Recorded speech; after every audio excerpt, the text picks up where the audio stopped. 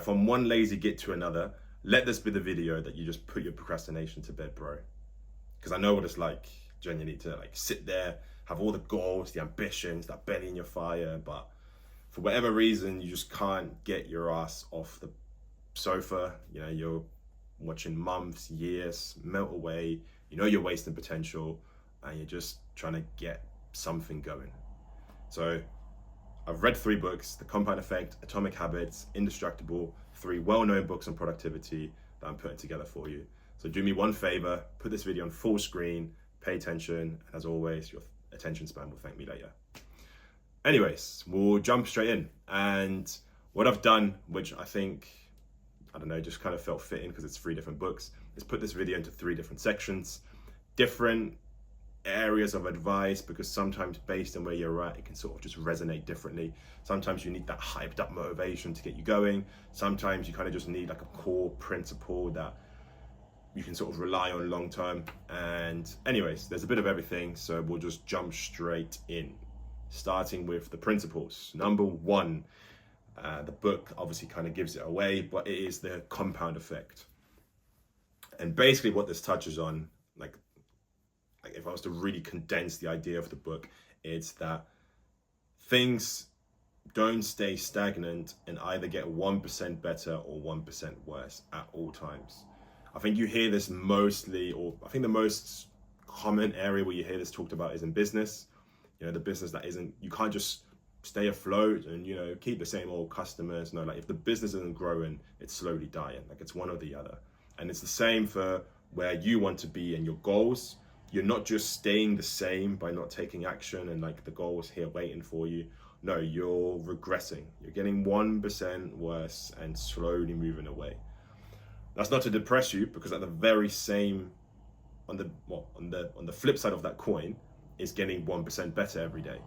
Well, you've probably seen the picture, you know, 1% better every single day. In a year from now, you'll be 37 times the version of you today. And that should give you a lot of confidence, because starting, even if you're at ground zero, starting with 1% more tomorrow than today just really isn't hard. So let that be your first principle. The compound effect takes place regardless. It works in your favor, but it also works to your detriment. The next thing is that you might have different beliefs, and this is from Atomic Habits. Whatever beliefs okay, let me put this differently. You have a concept of yourself in your head of like who Marvin is, you know, who I should be, the person that I aspire. But ultimately, what it comes down to is your day-to-day habits. A fun fact is that I wrote this down in my notes. The word habit actually comes from the Greek word habitus. Fuck knows how to pronounce it, but which literally means garments, attire. Even in the English language, at one point, habits meant like also garments. And so you can draw the idea that your habits are literally part of your identity. Like it's what you do the most. So of course, what you do the most is what you then believe about yourself. And what you believe about yourself is how you then act, which is your habits, and so forth, and the loop continues. So basically, just be very realistic about the fact that like the day-to-day actions that you're taking right now will either cement your belief about yourself, which can help you grow. Like if you don't think, oh, but maybe I'm not that super successful entrepreneur yet, you know, but we're taking daily actions towards it, and those habits of that kind of person will slowly make you believe that more. But also at the same time, again, if you're taking actions that aren't anything like an entrepreneur, you're slowly going to start believing about yourself that actually maybe I'm just not that guy. So again, just bear that in mind, basically. Cool. Moving on to the next is one of the first law of physics, actually. It's I don't know what it's called, but I just titled it Inertia versus Momentum. And physics basically states that an object that's still will remain still unless there's an external force, and objects that are in motion stay in motion unless there's an external force. And why this relates to you is because to get things going, which is right now you, maybe not in motion, It's going to be the hardest thing. You need that external force to like grind it out and start building the momentum. Again, you hear this all the time, you know, like the first step's the hardest one, yada yada yada. But like it really, like put it even like in context of physics, it really is that initial inertia is the toughest thing to overcome. But then again, it works in your favor, because once you are in motion and you have momentum, it's harder to stop. Things that are in motion tend to stay in motion. So that's just where you got to get to, basically. Just understand that the initial part is just going to be tough. There is no way around it. It just is what it is. There's never going to be that perfect sweet spot where things are just aligned and suddenly it's so easy. No, it's just always going to suck at the beginning. Like, full stop. But, you know, so be it. And now, just kind of like off the cuff, take that same principle into stopping a habit. Because let's say, I don't know, it's very cliche, but let's say you're smoking and it's just so part of you, like you can't even see yourself stopping. Well, the more you know, the object in motion, the more you try to stop it and eventually slow it down, it's going to get easier and easier and easier, because it has less momentum, less hold over you, yada, yada, yada. So have that same confidence about stopping a habit as well. Right now, it's just in full motion. The bad habit is just taken over, but the harder you grind against it, eventually it will stop. And yeah, with that, we'll move on to the next section, basically, but just more of those are some principles. I think now I just want to get into real practical steps that you could take, like literally straight after this video, to get you going. And that is, number one is getting a habit score sheet, a habit tracker, whatever you might want to call it. It's from the book Atomic Habits. It can literally look like something as basic as, I should have probably pre-prepared that, but it's all good. If I just draw a pretty little grid, because I am a true artist.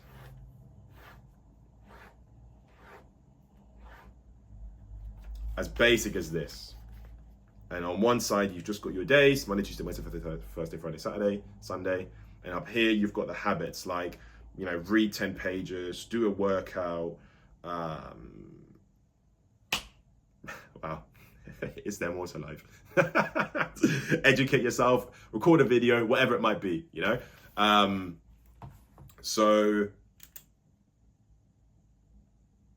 the next few principles are basically going to kind of stack onto this. But basically, there's just a lot more power in visually seeing that, rather than mentally having this checklist of, oh yeah, I do need to still go gym today. No, like ticking them off just has more power to it. And in that same tone is,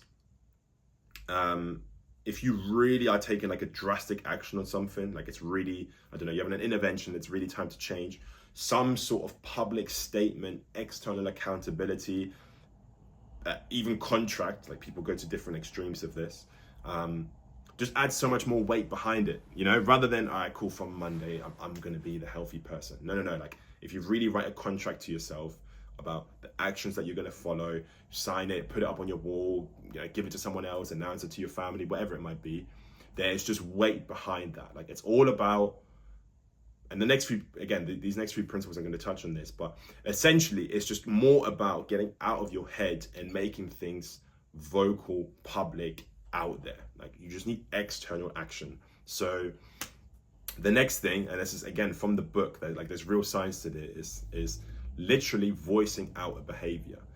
So rather than saying, after my morning coffee, not rather than saying, no, it's saying, after my morning coffee, I'm gonna read 10 pages of my book. Like rather than, after my coffee, I should read, like internally, like saying it just has more weight. Like, you know, same as when you're like ruminating on thoughts, like, and you got a bunch of shit going on up there, like just having someone listen and just being able to say your thoughts just suddenly adds structure to everything and you feel more clear. Like it's the same thing with voicing out the action. And I think that's the last thing on making it vocal, actually. Yeah, cool. Next principle is, I think we're at number 4. Make good habits as easy as possible and rewarding, and bad habits as difficult to get to, create friction, and punishing. This is a topic for another video where we can just dive into this. I've actually made a previous video, but it's kind of, like maybe a year ago. It should be a lot more recent. I'm going off a side tangent here, but essentially I'm going to do a new video kind of breaking this down in more detail perhaps. But to make it real simple, some action that you want to repeat, make the access to as easy as possible. Like get as close as possible to the gym, to the healthy food, to the book. Like put the book on your pillow, so like you can't go to bed without seeing that book, so you're more likely to take the action on it. And then reward yourself in whatever way you can. Punishing, the flip side, create as much friction as possible. Don't have the junk food in the home. Delete all your games, like delete the apps on off your phone. Like just don't make the access to it difficult, and you're more likely to obviously say no. And on that sort of tone, on this kind of segues very nicely, is basically when starting or stopping a habit, make the very beginning of it just 2 minutes. And again, this is literally straight from the book. I'm not even here like, oh, I'm the expert giving you the advice. This is just 2 minutes. Start with that. Because it's such a small mountain to get over, such an easy start point, but something so easy to add 1% daily to let the compound effect do the rest for you. Like literally, if you're a guy right now who knows you need to educate yourself a bit more and like just gain some extra skills, but you've, for example, never touched a book, you can literally start today by reading literally 2 minutes of a book, add 1% daily, and in the space of a month, you've now become a guy. Let's say we make it a minute a day extra.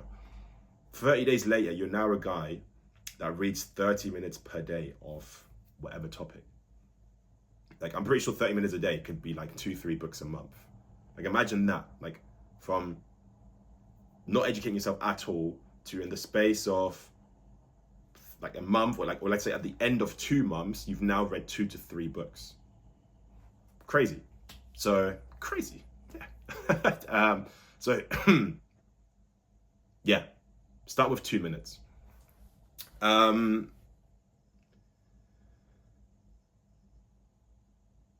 Habit stacking is something that you need to take advantage of. And it's basically that once you're already in the motion of doing something, like you're already in the productive mood, it's much easier to just keep things going. I do this when I know I'm in a slump and just like I've been a bit lazy this week. I start by just tidying my flat. Feels like the most basic thing, but I know that once I've tidied the space, I'm much more likely to then do something productive thereafter, and momentum again does the job for you. So how this could look for you is literally tomorrow, saying it out loud, tomorrow morning, I'm gonna pick up my book after my coffee, read 10 pages. After reading those 10 pages, I'm gonna do a stretch and go for a quick walk to get myself outside before starting work. Like that's 3 habits stacked, just off the cuff, 3 habits stacked on top of each other that just flow nicely. So again, from the atomic habits, habit stacking is something that works a gem. And lastly, to kind of close off this whole principle section is, practical steps is never miss twice. And basically just means that we're human, we're not robots, life happens. There's gonna be a day where you're just gonna have to miss X, Y, Z action. But doing it twice in a row now forms a new habit. So a day off is okay, but never miss twice. And with that, we conclude the practical steps. Moving on, and the last thing I wanted to do is just give you a bit of mentality fuel, because I know that sometimes, especially at the beginning when things feel overwhelming and there's a bit of lack of clarity, this can kind of maybe just add the fuel that you need. And so talking about fuel is actually that the first thing I want to say is forget about motivation, bro. If you're really serious about your goals and you really do feel like you're wasting time and like you should be further along by now than you are, which is definitely the feeling that I've had for a while, is motivation just can't be your strategy. It's literally a feeling, an emotion that you wouldn't use sadness or being pissed off about something to like make a long-term change or like strategy. So like, why would you put motivation in that category? Like, because I've been there, you've got the fire in the belly, like, this is it, watch me, I'm taking over. But watch that feeling go within a week. So like, you need structure, systems, discipline. And that's so much more reliable than just like your fleeting ambition that you kind of get fueled with here and there, Let that be the extra cherry on top, maybe for what separates you, like not your actual plan for how you're going to keep things going. And after that, or the next tip I'd give you is just be very realistic in your head about the fact that, and a little bit cliche, we've all seen the quotes or videos, but you can genuinely do almost anything. Like to get to the top elite % of whatever, everyone had to start at ground zero. Like, you can make it. Like, you can become the elite in that one path that you choose. You just can't choose all of them. And I guess that's life. Whatever, pros and cons. You can't do it all, but whatever lane you do pick, you can truly excel in. So just something to be realistic about when you're thinking about your life goals, I guess. Hey, let me not limit you. I'm sure there's obviously jack of all trades. People have done different careers or excelled at different points. Like, they've gone from one thing to the next. But generally speaking, that's just something that you need to bear in mind. And more, again, going back to like maybe a more practical mindset tip is the fact that the majority vote wins. And what I mean by that is that, again, going on from never miss twice, life, you're human, things are going to happen, of course, sure, but don't beat yourself up if you've like missed a certain habit for a week. Like, as long as the majority of what you're doing is moving you forward, the majority vote will win and put you towards that person that you want to be. So yeah, just keep that in mind, basically. And to close off is, again, if you're at the very beginning of all of this, just choose one area of life first. I'm sure you've got amazing goals for your finances, for your education, how effective you are in terms of influencing others, your health. And so I would say pick health first, because that should be the foundation of everything. And just attack that first. Like, really build your systems, your discipline in that area, where to the point where those habits are literally autopilot. Because that's the goal in all of this, to have the momentum, to have the autopilot, to not even really have to think about doing these things. And yeah, just attack one area first. Get it to baseline, get it to autopilot, and then move on to the next thing.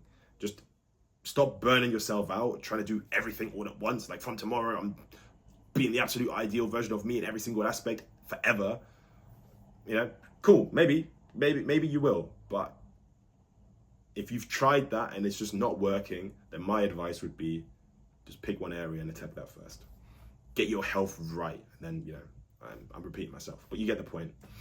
And yeah, that's pretty much everything, bro. If you want to do me a massive favor, there's a little subscribe button just below. If you've got some sort of value, I'll appreciate it. Or maybe just even hit a like button, just get this video out there a bit more. But that is everything for today. God bless.